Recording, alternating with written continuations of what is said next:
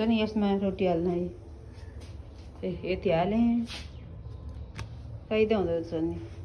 पहिला पहिला त उसमा ढुङ्गाको उसमा तावामा हाले जस्तो के ढुङ्गामा हाले जस्तो काइदा आँप पाकेर पाक्दो रहेछ। यो फुल्न नि फुल्दो रहेछ यसमा रोटी हल्का हल्का फुल्दो रहेछ।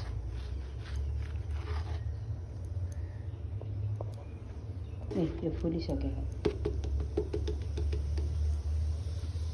किन नफुल्ने र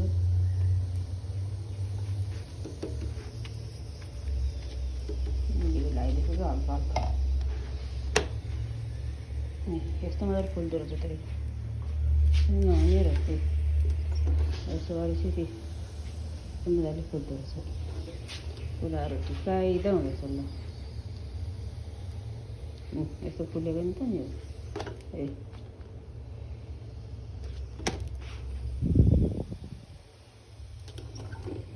यसमा अलिअलि यसको के गाउँको मिसाउने अन्त यता राम्रै हुँदैन नराम्रै हुँदो रहेछ।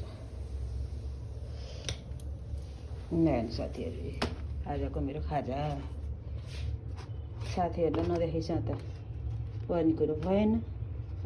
कतिवटा हालेँ मैले 1 2 3 4 5 6 रोटी हालेँ 6 2 7 8 हालेछु। आजको मेरो खाजा यहाँ पनि छ यो पनि छ यो नि उमालेछु त धेरै खाने कुरो भएन